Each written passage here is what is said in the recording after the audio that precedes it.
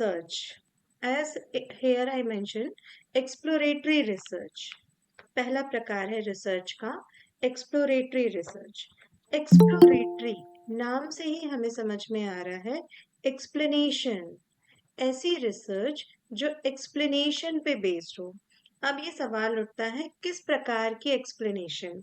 सो किसी भी रिसर्च में बहुत सारी लिमिटेशंस होती हैं, बहुत सारे वेरिएबल्स होते हैं, फैक्टर्स होते हैं.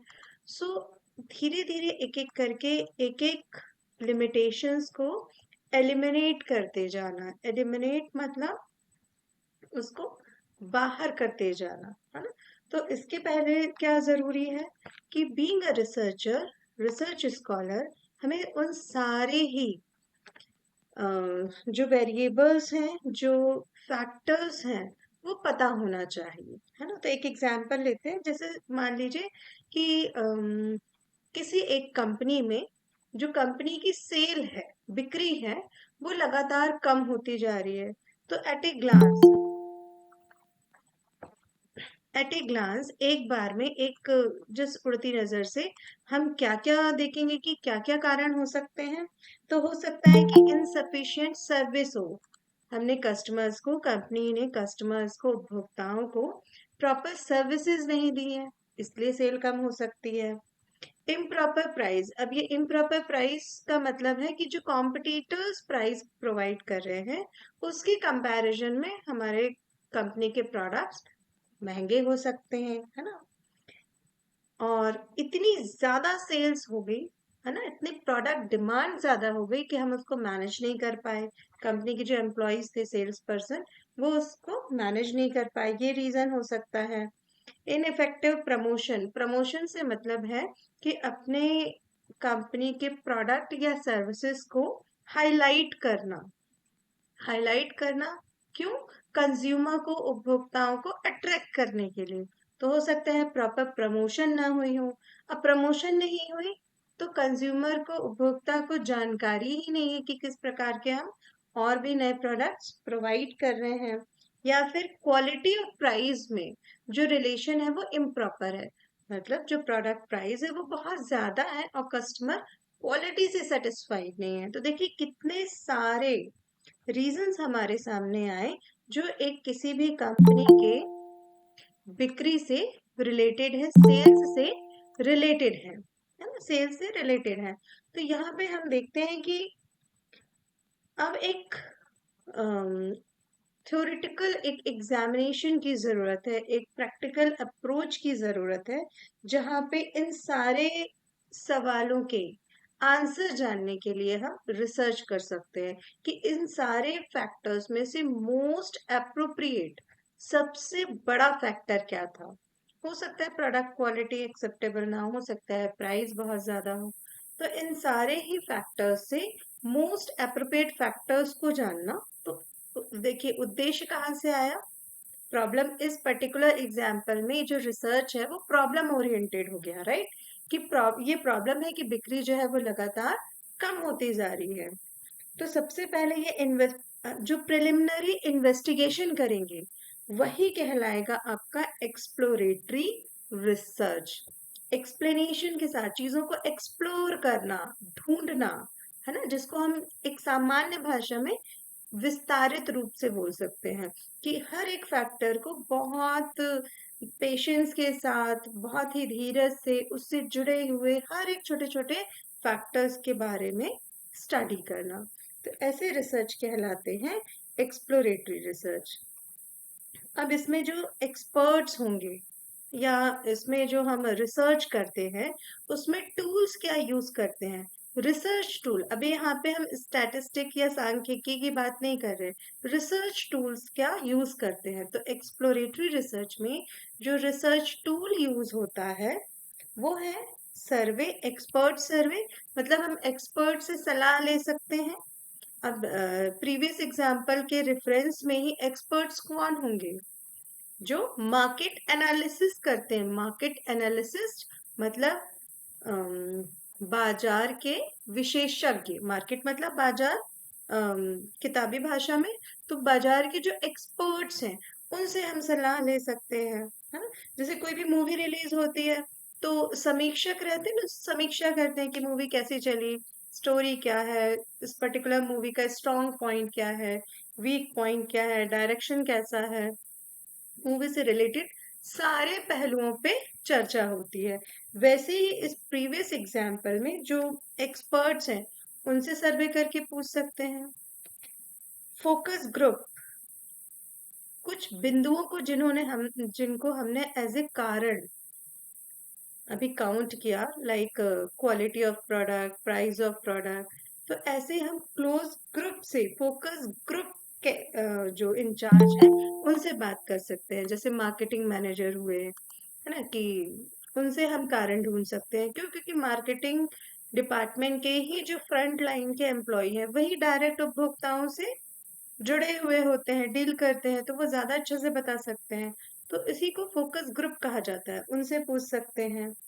केस स्टडीज के थ्रू इस प्रॉब्लम को सॉर्ट आउट कर सकते हैं कि सेम प्रॉब्लम क्या किसी और कंपनी को पहले कभी हुई है ना? तो उससे रिलेटेड केसेस को पढ़ के हम सॉल्यूशन ढूंढ सकते हैं।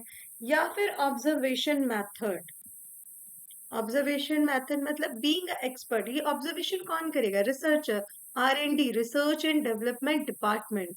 तो उसमें जो हेड होंगे, जो सीनियर और एक्सपीरियंस्ड रिसर्चर्स होंगे, वो ऑब्जर्वेशन के थ्रू इन सारे कारणों में से जो मोस्ट इफेक्टिव या मोस्ट रिस्पॉन्सिबल रीजन है उसको फाइंड आउट करेंगे। तो इस प्रकार की जो रिसर्च है वो एक्सप्लोरेटरी रिसर्च कहलाती है। दूसरा रिसर्च है डिस्क्रिप्टिव रिसर्च। नाम से ही समझ में आ रहा है, डिस्क्रिप्टिव, डिस्क्रिप्शंस हैं जहाँ जहाँ पे फैक्ट फाइंडिंग इन्वेस्टिगेशन होता है ना? अब मेन पर्पस ही क्या है? डिफरेंट व्यू से रिसर्च स्टडी करना और ये फाइंड आउट करना कि कौन सा ऐसा रीजन है जो एट प्रेजेंट एग्जिस्ट कर रहा है, राइट? फैक्ट क्या है जिसके कारण ये असर हो रहा है? तो इसमें सबसे पहले रिलेशनशिप फाइंड आउट की जाती है। रिलेशनशिप का मतलब है, इसमें under descriptive research fact finding motive होता है, जिसमें गुड इवनिंग गुड इवनिंग जितने भी प्रकार के वेरिएबल्स इन्वॉल्व हैं उसमें एक रिलेशनशिप फाइंड आउट की जाती है। जैसे अभी प्रीवियस एग्जांपल में हमने कहा कि सेल्स जो है वो कम हो गई है और इतने सारे वेरिएबल्स, प्राइस, क्वालिटी, सर्विस, या लैक इन प्रमोशन, मतलब प्रमोशन में हमने कुछ कमी की, कितने सारे वेरिएबल्स, फैक्टर्स दिए। तो इन फैक्टर्स का सेल से क्या रिलेशनशिप है, मतलब जितने भी फैक्टर्स हैं कौन सा सेल से डायरेक्ट रिलेटेड है, कौन सा इनडायरेक्ट रिलेटेड है, इस प्रकार की जब स्टडी करते हैं तो उसको डिस्क्रिप्टिव रिसर्च कहा जाता है। डिस्क्रिप्टिव रिसर्च में बहुत जितने भी फैक्टर्स इन्वॉल्व हैं, है ना, जिसको अभी हमने डायरेक्टली कहा, उनकी स्टडी करते हैं, प्लस एक्सट्रॉनियस फैक्टर, ऐसे फैक्टर्स जो अनकंट्रोलेबल रहते हैं, जो अनअवॉइडेबल रहते हैं, अपना असर डालते ही हैं, है ना? बहुत सारे ऐसे फैक्टर्स होते हैं जो कंट्रोलेबल नहीं होते हैं, जिनको हम कंट्रोल नहीं कर सकते हैं, उसकी स्टडी भी डिस्क्रिप्टिव रिसर्च में की जाती है। तो इस प्रकार के रिसर्च को डिस्क्रिप्टिव रिसर्च कहते हैं। इसकी कुछ एग्जाम्पल्स हैं, जैसे कुछ प्रिडिक्शंस करना। ये रिसर्च इसलिए की जाती है, रिलेशनशिप इसलिए फाइंड आउट की जाती है कि फ्यूचर से रिलेटेड, फ्यूचर मतलब आने वाले सालों में, आने वाले इयर्स में कुछ प्रिडिक्ट करे। प्रिडिक्ट मतलब भविष्यवाणी करे, है ना? भविष्यवाणी मतलब क्या हो सकता है, क्या घटनाएं घटित हो सकती हैं। यहाँ पे घटनाओं से मतलब कंपनी में होने वाली उथल पुथल से है। जैसे सेल्स बढ़ सकती है, कंपनी के शेयर्स बढ़ सकते हैं, कंपनी के शेयर्स कम हो सकते हैं, है ना? मार्केट कैप्चर और ज्यादा हो सकता है। इसको सरल भाषा में बोलें तो कंपनी में हमने आज की डेट में रिसर्च किया और ये पाया है कि इन फ्यूचर आने वाले 3 सालों में और ज्यादा ब्रांचेस हम खोल सकते हैं। तो ऐसी कुछ भविष्यवाणियां ऐसे कुछ प्रिडिक्शंस डिस्क्रिप्टिव रिसर्च के माध्यम से किए जाते हैं। इसमें ये भी एक रिसर्च बहुत पॉपुलर है कि टीवी प्रोग्राम्स जो है हाँ, टीवी में जितने भी प्रोग्राम्स आते हैं उसमें मोस्ट पॉपुलर प्रोग्राम कौन सा है। ये क्यों, ये एक क्वेश्चन होना चाहिए था आप लोगों की तरफ से कि क्यों इसमें ऐसा रिसर्च करने की क्या जरूरत है। मोस्ट लाइकिंग प्रोग्राम या सीरियल या एपिसोड या प्रोग्राम को पता करके रिजल्ट क्या आएगा, आउटपुट क्या आएगा। तो एक कॉमन से एक रिलेशनशिप देखिए, कोई भी प्रोडक्ट या सर्विसेज जब हम यूज करते हैं तो सबसे पहले जरूरी है कि उसकी जानकारी हमको कहाँ से मिली, हम अवेयर कैसे हुए। एक कंज्यूमर पॉइंट ऑफ व्यू से, उपभोक्ता के पॉइंट ऑफ व्यू से कि हमें उसकी जानकारी कैसे मिली।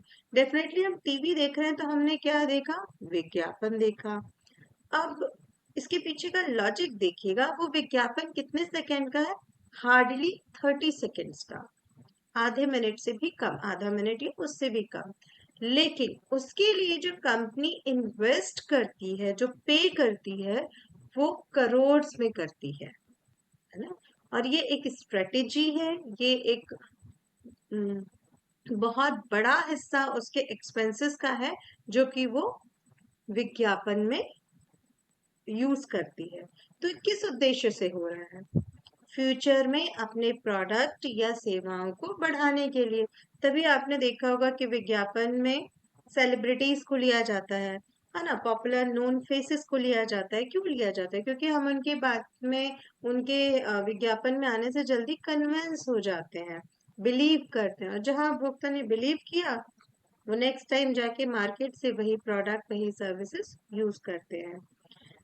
रिसर्च में हमेशा आप देखेंगे मोस्टली ये सारे एग्जाम्पल्स में कि जो एग्जाम्पल्स दिए गए, ये सारे टाइप्स में कि मोस्टली जो एग्जाम्पल्स दिए गए हैं वो सोशल स्टडीज के ही मिलते हैं, है ना।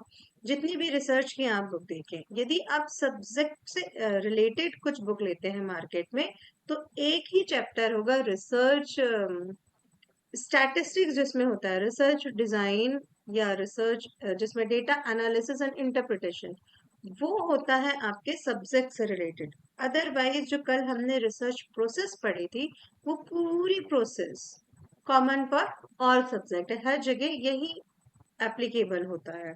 तो रिसर्च की प्रोसेस सेम होती है।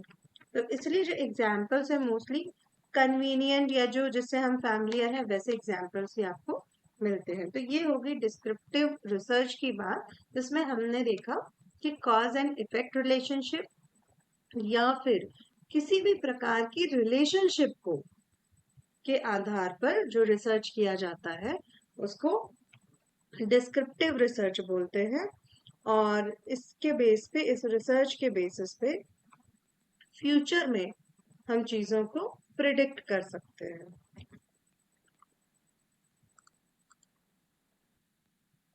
अब बात करते हैं यहाँ पर अप्लाइड रिसर्च की। नाम ही देखिए अप्लाइड, अप्लाई करना, किसी चीज को इम्प्लीमेंट करना। तो ये वो रिसर्च है जिसमें देन एंड देयर सॉल्यूशंस को इम्प्लीमेंट किया जाता है, अप्लाई करके किया जाता है। दैट मीन्स कुछ प्रॉब्लम ऑकर हुई, कोई प्रॉब्लम हमने देखी और उसके तुरंत सॉल्यूशंस हमने फाइंड आउट किए। That is called a applied research. For example, कुछ अब इसमें जो तुरंत हम इम्प्लीमेंट या तुरंत जो प्रॉब्लम की बात कर रहे हैं, उसमें हम घटनाओं या दुर्घटनाओं की बात नहीं कर रहे हैं। घटना आ सकती है लेकिन दुर्घटना नहीं आ सकती कि किसी बिल्डिंग में आग लग गई तो जो सॉल्यूशंस हमने देखे कि हाँ, लोगों को कैसे बचाना है, छोटे बच्चे हैं तो उनको उस जगह से कैसे निकालना है, या कहीं पे बहुत बाढ़ आ गई तो हमने लोगों को कैसे बचाया। ये दुर्घटनाएं इसमें शामिल नहीं होती हैं, है ना, क्योंकि वो तो इंसिडेंट है, तुरंत चीजें हो रही हैं, तुरंत वो दुर्घटनाएं हो रही हैं और उसके सॉल्यूशंस ढूंढे जा रहे हैं। लेकिन इन दुर्घटनाओं के आधार पर यदि कुछ ऐसा फ्यूचर में इन दुर्घटनाओं के आधार पर सेम सिचुएशन में सेम मेथड अप्लाई की जा रही है, तो आप ये कह सकते हैं कि वो एक्सपीरियंस के बेस पे हुआ। जैसे हम न्यूज में देखते हैं कि पानी के जो अ, वो जो कनेक्शंस रहते हैं ना, जिसमें वो क्या बोलते हैं उसको, कि वो इंडिया की किसी भी सिटी की घटना हो सकती है, लेकिन उसको निकालने का जो तरीका है, इस प्रॉब्लम को जो सॉल्यूशन फाइंड आउट करने का तरीका है, उसको यदि एक्सपीरियंसेस के बेस पे, अनुभव के बेस पे यदि हम फॉलो कर रहे हैं, तो वो रिसर्च नहीं कहलाएगा। वो अनुभव के आधार पर एक घटना और एक प्रॉब्लम के सॉल्यूशन फाइंड आउट करना कहलाएगा। तो अप्लाइड रिसर्च में दुर्घटनाओं के आधार पर कोई काम नहीं किया जाता है, वो एक अनुभव के आधार पर हमने वो काम किया। जैसे हम कोई गाड़ी चलाना सीखते हैं, ड्राइविंग नई नई सीख रहे हैं, राइट? उनको समझ में आया है कि नहीं, इतना जोर से ब्रेक नहीं लगाना, अदरवाइज गाड़ी स्किड करती, two wheeler, right? Next time हम क्या करें, बहुत स्लो चल रहे हैं, तो ये ओनली बिकॉज ऑफ अनुभव के कारण हुआ, एक्सपीरियंस के बेस पे हुआ कि हमने उस चीज को सुधार कर लिया। तो वो रिसर्च नहीं कहलाएगा, वो एक्सपीरियंस के बेस पे, अनुभव के आधार पर अपने कार्य को सुधारना कहलाएगा। लेकिन यहाँ अप्लाइड रिसर्च में यदि कोई प्रॉब्लम फाइंड आउट हुई है और उसको जो सॉल्यूशंस इम्प्लीमेंट कर रहे हैं, वो रिसर्च कहलाते हैं। अब वो सॉल्यूशंस कैसे हो सकते हैं? वो सॉल्यूशंस होंगे प्रॉब्लम सॉल्विंग टेक्निक या मेथड्स के बेस पे, राइट? तो अप्लाइड रिसर्च और एक्सपीरियंस के बेस पे कुछ इंसिडेंट को सॉल्व करना दोनों अलग है।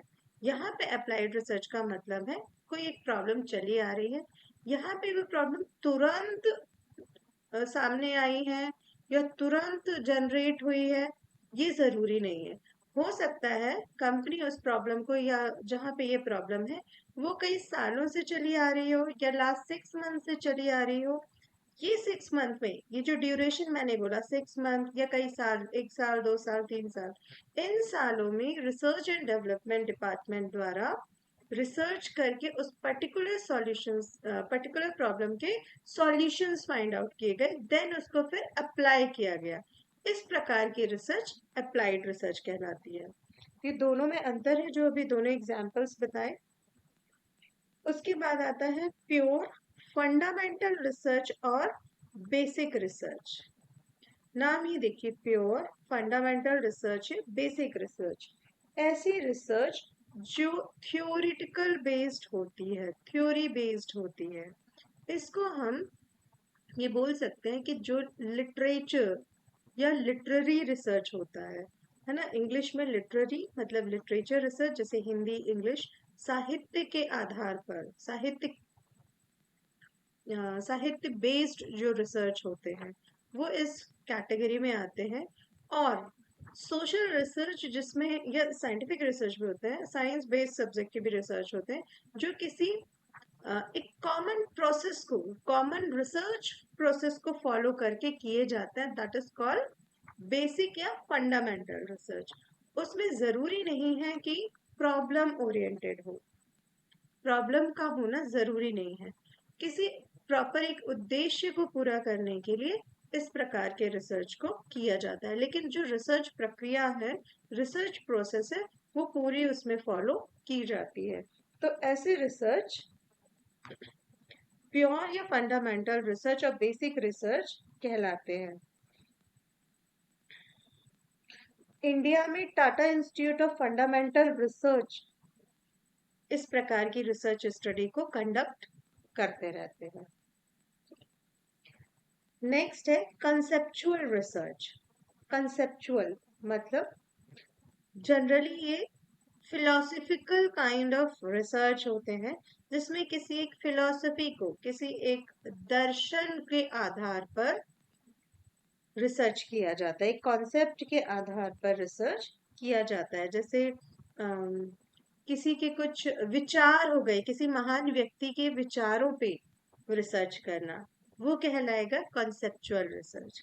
जैसे अभी कल ही डिस्कस कर रहे थे एक सर कि उनको रामायण के ऊपर रिसर्च करनी है, तो वो क्या है, एक विचार है, उनके ऊपर रिसर्च करना, तो that is comes under conceptual research. या किसी राइटर, साहित्यकार की विचारों के ऊपर रिसर्च करना, उनके लिखने के प्रकार, किस प्रकार की उनकी लेखनी रही है। जैसे यदि मैं रिसर्च करूं महादेवी वर्मा की लेखनी के ऊपर, तो ये कंसेप्चुअल रिसर्च आएगा कि किसी ने, कुछ महान व्यक्ति ने, फेमस व्यक्ति ने कुछ विचार दिए, कुछ थॉट दिए, अब उसके आधार पर रिसर्च किया जा रहा है। तो ऐसे रिसर्च को कंसेप्चुअल रिसर्च कहते हैं। कॉजल रिसर्च, कॉजल के लिए मैंने बताया था, कॉजल मतलब कॉज, क्या कॉजेज हैं, तो जहाँ पे हम कारण ढूंढते हैं, है ना, कि ये इंसिडेंट हो रहा है, इसके पीछे के कारण क्या है। जैसे रिजल्ट खराब आया, तो हम सबसे पहले क्या करते हैं, कारण ढूंढते हैं कि हमने पढ़ाई तो की थी लेकिन रिजल्ट खराब क्यों आया, है ना। या फिर फार्मर के साथ होता है कि अरे मैंने बहुत अच्छे क्वालिटी के बीज यूज किए थे, बहुत अच्छे से सिंचाई की, है ना, बहुत अच्छे से केयर की प्लांट्स की, फिर फसल क्यों कम हुई, प्रोडक्शन कम क्यों हुआ। इस टाइप के जो रिसर्च है वो कॉजल रिसर्च में आते हैं, कि कॉज को, हम कारण को ढूंढने की कोशिश करते हैं। जनरली किसी भी चीज की इफेक्टिवनेस को जब हम ढूंढते हैं कि ये कितना कारगर है, या कितने काम लायक है ना, इफेक्टिवनेस को जब हम फाइंड आउट करते हैं, वैसे रिसर्च इस कैटेगरी में आते हैं, that is called causal research. फिर है हिस्टोरिकल रिसर्च। हिस्टोरिकल रिसर्च नाम से ही समझ में आ रहा है कि हिस्ट्री या डेटा के आधार पर, जो डेटा अवेलेबल है उसके आधार पर रिसर्च किया जाता है। तो यहाँ पे हिस्ट्री मतलब उस इतिहास सब्जेक्ट से नहीं है, हिस्ट्री का यहाँ पे मतलब डेटा, सोर्सेज, इंसिडेंट और इंफॉर्मेशन से है, कि कितनी इंफॉर्मेशन, किस प्रकार की रिसर्च इंफॉर्मेशन अवेलेबल है, किस प्रकार के रिसर्च डेटा अवेलेबल है, उनके आधार पर जब किसी रिसर्च को किया जाता है, जिसको हम आम भाषा में सेकेंडरी डेटा या सेकेंडरी रिसर्च एनालिसिस बोलते हैं, तो उसको हिस्टोरिकल रिसर्च की कैटेगरी में रखा जाता है। इसका बहुत अच्छा एक उदाहरण है, पुलिस जब किसी चोर को पकड़ती है, तो सबसे पहले वो क्या फाइंड आउट करती है, उसकी क्रिमिनल रिकॉर्ड को, है ना। यदि उसका एक भी क्रिमिनल रिकॉर्ड उस व्यक्ति का पाया गया, तो उसको पहले ही क्या समझा जाता है कि उसकी टेंडेंसी ही यही है, चोरी करने की, है ना। और यदि वो बहुत क्लीन चिट है, कहीं किसी भी पुलिस स्टेशन में उसका कोई रिकॉर्ड नहीं है, मतलब हो सकता है कि वो चोर ना हो, है ना, किसी ने फंसाया हो। देख रहे हैं कितना ज्यादा फर्क पड़ता है, यदि इंफॉर्मेशन, जो हिस्टोरिकल डेटा है, जो सेकेंडरी डेटा है, जो एविडेंस है, उनका कितना बड़ा रोल रहता है। तो जब क्राइम ब्रांच है या सीबीआई ऑफिसर्स हैं, जब वो किसी इस प्रकार की इन्वेस्टिगेशन करते हैं, तो वो कहलाता है हिस्टोरिकल रिसर्च, जो कि इंफॉर्मेशन या हिस्टोरिकल डेटा के आधार पर रिसर्च कंडक्ट की जाती है। हिस्टोरिकल रिसर्च जो है, उनमें कुछ कमी देखी गई है, क्या कि वो जो डेटा है वो रिलायबल कितने हैं, उसको प्रूफ करना बहुत मुश्किल है। जैसे अभी प्रीवियस एग्जांपल को ही हम लें कि किसी चोर को पुलिस ने पकड़ा, मान लीजिए उसका कोई एक रिकॉर्ड, पुराना एक रिकॉर्ड मिला कि हाँ जब वो छोटा था तो भी उस चोरी के जुर्म में उसको पकड़ा गया था। हो सकता है बचपने में उसके दोस्तों ने उसको फंसाया हो, है ना, कुछ भी रीजन हो सकता है। तो हिस्टोरिकल डेटा, हिस्टोरिकल रिसर्च की एक कमी है कि इसमें रिलायबल करना, भरोसा करना मुश्किल है। हम ये सिद्ध नहीं कर सकते हैं कि जो इंफॉर्मेशन है, क्या सेकेंडरी डेटा है, वो कितने परसेंट या कितने हद तक, किस लिमिट तक रिलायबल है। देन इसमें एक्यूरेसी को चेक नहीं किया जा सकता, क्यों, क्योंकि डेटा हमने कलेक्ट ही नहीं किया है, हिस्टोरिकल डेटा है ऑलरेडी, वो हमें डेटा रिकॉर्ड से मिले हैं। तो तो उसकी एक्यूरेसी, एक्यूरेसी ऑफ मेजरमेंट मतलब पुराने जो रिसर्चर है, या पुराने जो उस रिकॉर्ड को बनाने वाले लोग हैं, उन्होंने कितनी एक्यूरेसी के साथ ये रिकॉर्ड्स बनाए हैं, ये हम कभी नहीं पता कर सकते। देन वेरिफिकेशन ऑफ रिकॉर्ड्स बहुत डिफिकल्ट है। मान लीजिए सिमिलर एग्जांपल में, यदि उसको जो व्यक्ति को चोर को पकड़ा गया उसको पुराने रिकॉर्ड में उसने पेनल्टी उससे ली गई, है ना, कि पहले भी उसने बहुत नियम तोड़े हैं और पेनल्टी ले ली गई, कैश पेनल्टी लेके उसको छोड़ दिया गया। अब इसको वेरिफिकेशन या इसको क्रॉस चेक करना कि लास्ट टाइम उसकी गलती थी या नहीं, उसकी मिस्टेक थी या नहीं, ये बहुत मुश्किल है। तो ये कुछ इसकी शॉर्ट कमिंग्स या कमियां हैं इस प्रकार के रिसर्च की जो देखी जाती है, लेकिन किया जाता है, हिस्टोरिकल रिसर्च भी किया जाता है जहाँ पे डेटा, प्राइमरी डेटा कलेक्ट करना असंभव हो, नेक्स्ट टू इम्पॉसिबल है। तो हमें हिस्ट्री या सेकेंडरी डेटा पर ही 100% बिलीव करना पड़ता है और रिसर्च करना पड़ता है। ऐसे रिसर्च हिस्टोरिकल रिसर्च कहलाते हैं। देन है एक्स पोस्ट फैक्टो रिसर्च। इसका जो मतलब है एक्स पोस्ट फैक्टो रिसर्च, इसमें दो चीजें इंपॉर्टेंट है, independent variable and dependent variable. जब दोनों ही प्रकार के वेरिएबल किसी रिसर्च प्रोसेस में इन्वॉल्व हो और उनके बीच के रिलेशनशिप को एग्जामिन किया जाए तो वो रिसर्च एक्स फैक्टो रिसर्च या एम्पिरिकल रिसर्च कहलाते हैं। कई जगह आपने एम्पिरिकल वर्ड देखा होगा और कई जगह एक्स पोस्ट फैक्टो वर्ड मिलता है। मैम रिपीट कीजिए please. Ex post facto research या empirical research, EMPIRICAL, empirical research, both are same. खास बात यह है कि इस रिसर्च में रिलेशनशिप फाइंड आउट की जाती है जहाँ पे इंडिपेंडेंट वेरिएबल और डिपेंडेंट वेरिएबल दोनों प्रकार के वेरिएबल्स अवेलेबल होते हैं। यही इसकी खास बात है।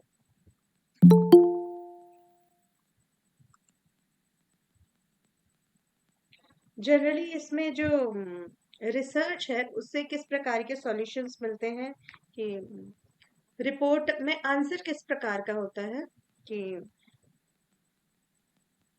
कुछ घटना हुई या कुछ प्रॉब्लम ऑकर है तो क्यों हुई, ना, ये क्यों, वाई के आंसर्स हमें इस प्रकार के रिसर्च से मिलते हैं।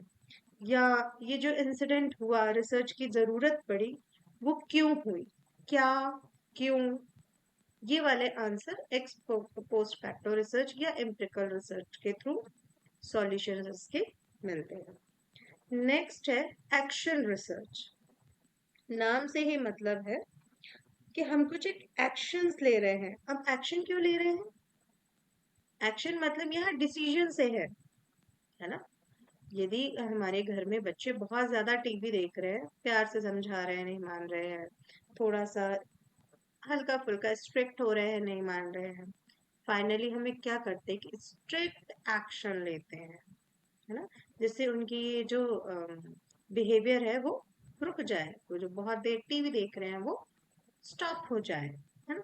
तो जब किसी इंसिडेंट को रोकने के लिए एक कोई बड़ा डिसीजन, हार्श वर्ड तो यहाँ नहीं बोलेंगे, लेकिन जब कोई बड़ा डिसीजन लिया जाता है, एक एक्शन लिया जाता है जिसका असर बहुत गहराई से होता है, इस प्रकार के रिसर्च को एक्शन रिसर्च कहते हैं। तो ये कब लिया जाता है, जब ऐसी कोई समस्या आई हो जहाँ पे एक बहुत बड़े डिसीजन को लेने की आवश्यकता है। कल हम डिस्कस कर रहे थे रिसर्च टॉपिक में कि जो बिग बाजार है फ्यूचर ग्रुप का, है ना, एक आउटलेट है, बहुत फेमस है, काफी फेमिलियर है हम। अम, उसमें केवल होम ग्रोसरी के अलावा क्लोथिंग भी मिलती है, बहुत सारे आइटम, वैरायटी ऑफ प्रोडक्ट्स वो कैरी करते हैं। अच्छा, वो स्पेस ओरिएंटेड भी है ना, जहाँ पे बिल्कुल फ्रीडम के साथ कंज्यूमर अपने बाइंग को एंजॉय करके सामान खरीदते हैं। स्टिल वो रिलायंस ने टेक ओवर कर लिया है। तो ये जो एक बड़ा डिसीजन हुआ, कुछ एक MOU साइन हुआ होगा ना फ्यूचर ग्रुप और रिलायंस के बीच में, तो ये एक बड़ा असर जो कि इनके एम्प्लॉय के ऊपर भी असर डालेगा कि अब तक वो जो फ्यूचर ग्रुप के एम्प्लॉय थे वो रिलायंस के एम्प्लॉय कहलाएंगे। तो ये इतना बड़ा जो एक्शन लिया गया, वो क्यों लिया गया? डेफिनेटली कुछ प्रॉब्लम फेसेस की होंगी, फील की गई होंगी, देन फिर रिसर्च हुआ होगा, देन फिर ये एक बड़ा एक्शन लिया। तो ये सारे रिसर्च कहलाते हैं एक्शन रिसर्च, और इसको इस प्रकार के एग्जाम्पल्स जो दिए वो एक्शन रिसर्च की कैटेगरी में आते हैं। अब है नेक्स्ट इवैल्यूएशन रिसर्च। इवैल्यूएशन, सरकार बहुत सारी योजनाएं टाइम टाइम पे निकालती है ना। जैसे ग्राम सड़क योजना थी, या मनरेगा बोले, जिसमें जो वेज रेट थे वो फिक्स कर दिया गया, है ना, कि सभी को per day fix wage rate मिलेगा, दैनिक भत्ता फिक्स रहेगा, काम मिलेगा। या फिर जो हमारे मिड डे मील है गवर्नमेंट की, जो गवर्नमेंट स्कूल्स में मिड डे मील दिया जाता है, जब ऐसी योजनाओं, ऐसे प्रोग्राम्स का इवैल्यूएशन किया जाता है कि प्रोग्राम कितने सक्सेसफुल है ना। जैसे पहले हम प्रौढ़ शिक्षा सुनते थे कि जो बड़े बुजुर्ग लोग हैं उनको पढ़ाया जाता था उन एक पर्टिकुलर टाइम पे, तो ये प्रौढ़ शिक्षा जो एक कॉन्सेप्ट चला, एक प्रोग्राम चला, वो हुआ। या सड़क निर्माण योजना है ये, या किसी भी प्रकार की योजना है, चाहे वो सरकार के द्वारा हो, चाहे किसी कंपनी में हो, किसी भी प्रोग्राम को जब लॉन्च किया जाता है और ये एक टाइम के बाद ये चेक किया जाता है कि कितना सक्सेसफुल है या नहीं चला, तो ये असफल क्यों रहा। तो जो इवैल्यूएशन की जाती है ना, ये एक इवैल्यूएशन ही कहलाया है कि जो हमने प्रोग्राम अनाउंस किया था, सक्सेसफुल है तो कितना सक्सेसफुल है, और सक्सेसफुल नहीं है तो क्या रीजन है कि ये सक्सेस नहीं हुआ। इस प्रकार का जो विश्लेषण है वो इवैल्यूएशन रिसर्च की कैटेगरी में आता है। लास्ट है लाइब्रेरी रिसर्च।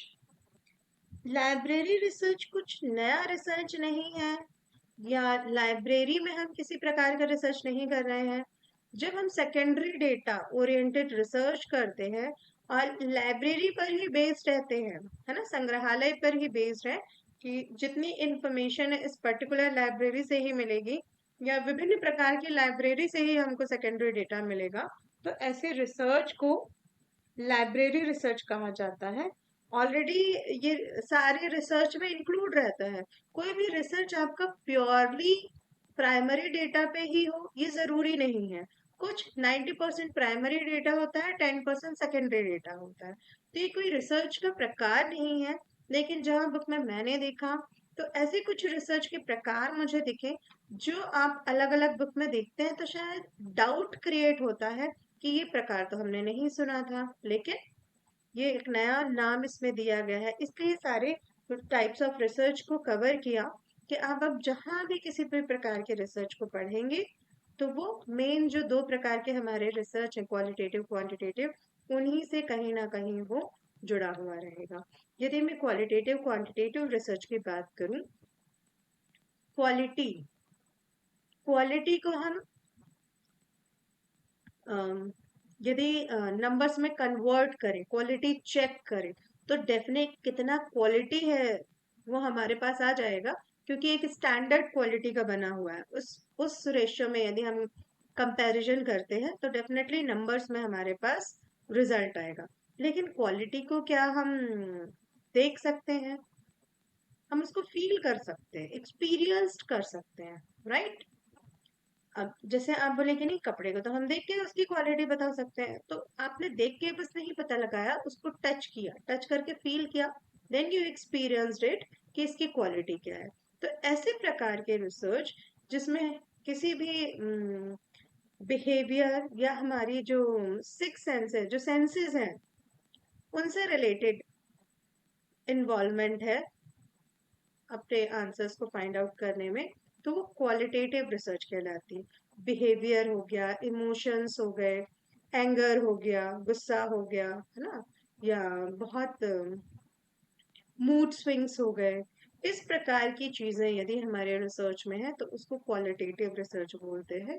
और क्वांटिटेटिव रिसर्च जिसमें पर्टिकुलर नंबर पे हम बात करते हैं कि परसेंट आए हैं 90%, 90 मतलब 90 से कम नहीं, 90 से ज्यादा नहीं। यदि हम कहीं जा रहे हैं 10 kilometre, that means 10 kilometre. Time की बात कर रहे हैं कि एग्जाम टाइम कितना है, 3 घंटा, तो दैट इज 3 आवर्स ओनली।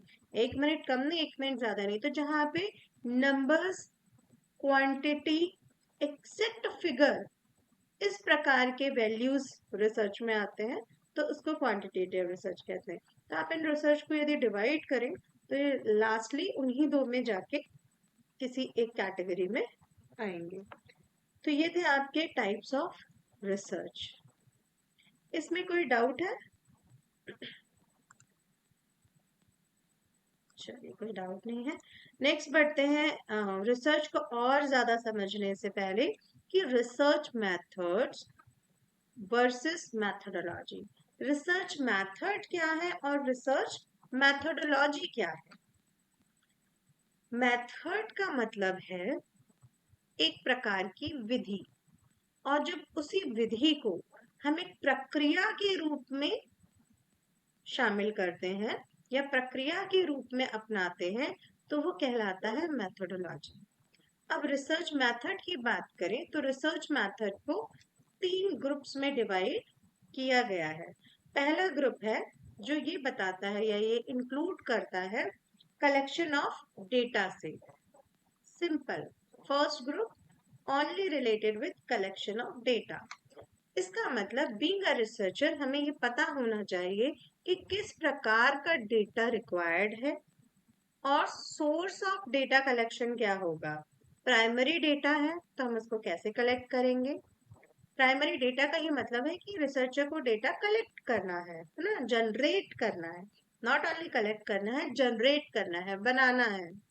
यदि मान लीजिए अभी यहाँ पे इसमें मुझे 31 रिस्पोंडेंट आप लोग कैंडिडेट दिख रहे हैं और मैं आपकी बिहेवियरल स्टडी करूँ, तो मुझे एक एक से क्वेश्चन करना पड़ेगा। तो क्या ये सेम क्वेश्चंस या ये सेम टेक्निक कहीं और अवेलेबल होगी? नहीं होगी। होगी तो वो किसी और ग्रुप के लिए होगी। सो डेफिनेटली वो सेम क्वेश्चंस जो आपकी बिहेवियरल स्टडी से रिलेटेड है, मैं अप्लाई करूं तो आप सभी के ऊपर तो एप्लीकेबल ही नहीं होंगे। क्यों? क्योंकि वो किसी दूसरे ग्रुप की स्टडी है ना। क्वेश्चंस हो सकता है वो किसी लिमिट तक सेम हो, है ना। दैट मीन्स कि डेटा जनरेट करना है। तो आप लोगों से जो रिस्पॉन्सेज आए उसको मैंने नोट किया, तो वो डेटा मैंने खुद बनाया, रिसर्चर ने खुद बनाया है, वो कहलाएगा। That means data self sourced होना चाहिए, खुद जनरेट किया जाता है, तो वो प्राइमरी डेटा कहलाता है। लेकिन ये एक दिन में या थोड़े से टाइम में पॉसिबल नहीं है कि आप इतने एक्सपर्ट हो जाएं हम कि खुद ही डेटा बना लें। तो वो सीखने के लिए हमें सेकेंडरी इंफॉर्मेशन या पुराने लिटरेचर या रिसर्च पेपर की जरूरत होती है। तो वो रिसर्च पेपर से हमने डेटा कलेक्ट नहीं किया, लर्निंग की, नॉलेज गैदरिंग किया, सीखा हमने, उसके बाद सेल्फ सोर्स किया। दोनों में अंतर है। तो जब हम केवल कलेक्शन ऑफ डेटा की बात करें, है ना, और जो डेटा अवेलेबल है, जैसे अभी मैंने क्वेश्चंस की बात की कि पुराना सेम रिसर्च हुआ होगा जहाँ पे ऑनलाइन कैंडिडेट्स के बिहेवियर की बात हो, तो क्वेश्चंस हो सकता है किसी लिमिट तक सेम हो। तो अब मैं ये चेक करूं कि उतने, मान लीजिए मुझे 10 क्वेश्चंस मिले कहीं से, सो वो 10 क्वेश्चंस सफिशिएंट है क्या इस प्रॉब्लम के सॉल्यूशन के लिए या इस ऑब्जेक्टिव के फुलफिलमेंट के लिए, तो मैं उस 10 क्वेश्चंस को फॉलो करूंगी, है ना। लेकिन फिर भी जो डेटा है वो जनरेट हो रहा है। क्वेश्चन जरूर मैंने लिए लेकिन डेटा ओरिजिनल आ रहा है, रिस्पॉन्सेस प्योर आ रहे हैं, प्योरली करेक्ट हो रहे हैं, तो ये प्राइमरी डेटा ही कहलाएगा। और यदि वो डेटा, वो नंबर ऑफ क्वेश्चन सफिशिएंट नहीं है, तो हम बीइंग अ रिसर्चर मैं क्या करूंगी, उसमें और क्वेश्चंस ऐड करूंगी, या जो इररिलेवेंट क्वेश्चंस होंगे उनको हटा दूंगी। तो ये चेंजेस करने पड़ते हैं। तो जब हम केवल डेटा से रिलेटेड, कलेक्शन से रिलेटेड बात करते हैं, तो वो रिसर्च मेथड कहलाता है और पहले ग्रुप की श्रेणी में आता है। दूसरा ग्रुप है स्टैटिस्टिकल टेक्निक। अब स्टैटिस्टिकल टेक्निक का मतलब है किस प्रकार की सांख्यिकीय विधि या स्टैटिस्टिकल मेथड यूज होगी और क्यों होगी। सपोज मैंने कहा रिग्रेशन मेथड अप्लाई होगा, तो तुरंत ये सवाल मेरे पास इसका जवाब होना चाहिए कि क्यों होगा, है ना।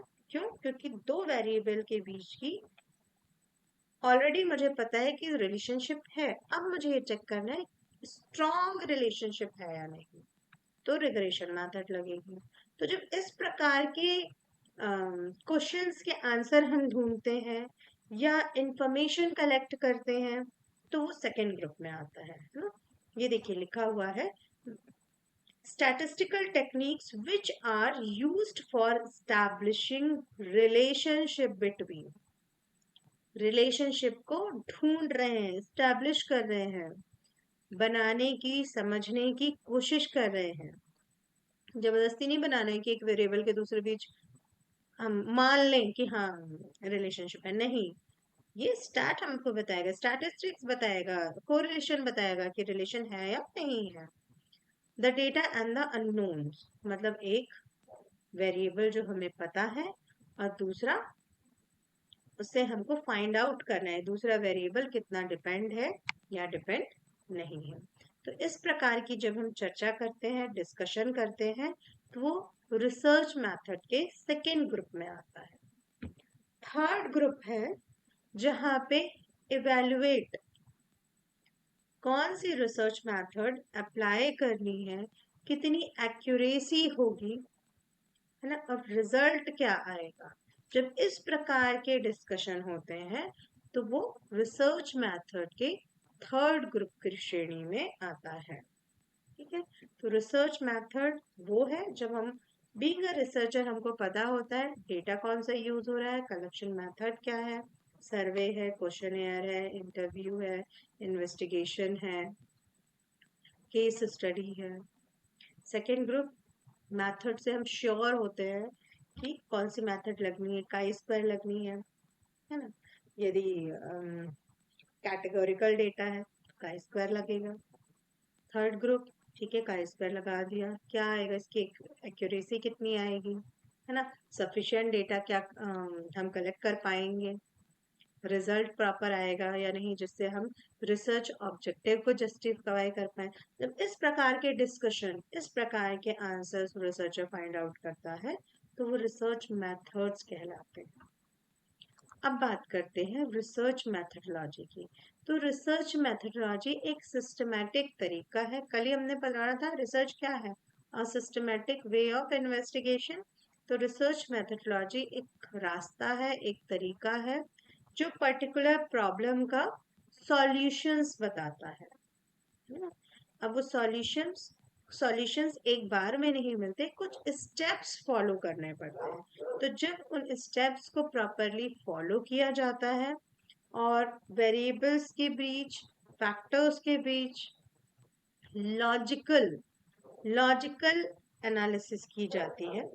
यहाँ पे लॉजिकल वर्ड क्यों यूज किया है कि हर एक ह्यूमन की अपनी एक लर्निंग है, अपना एक परसेप्शन है, तो उस परसेप्शन के आधार पर हम चीजें नहीं कर रहे हैं, है ना। एक वेरिएबल्स के बीच लॉजिक देख रहे हैं कि ये समस्या है तो उसका समाधान क्या है, या ये घटना हुई है तो उसके पीछे कारण क्या है, लॉजिक लगा रहे हैं, लॉजिकल एनालिसिस होता है।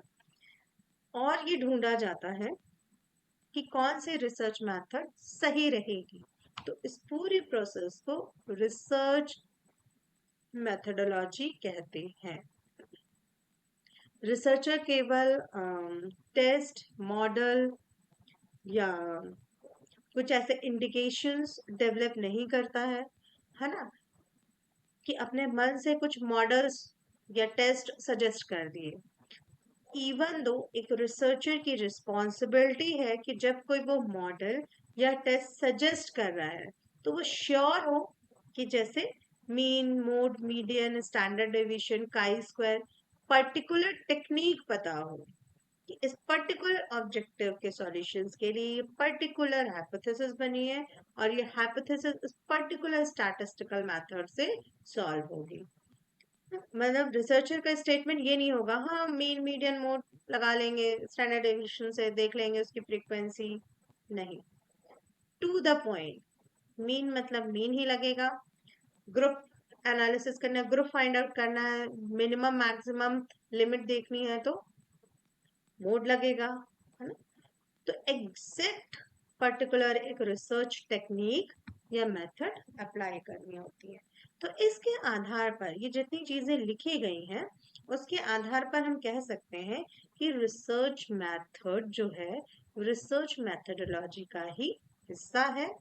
और रिसर्च मेथडोलॉजी एक पूरी रिसर्च की प्रक्रिया है जिसमें रिसर्च मेथड्स या टेक्निक्स के आधार पर एक रिसर्च प्रोसेस को कंप्लीट किया जाता है।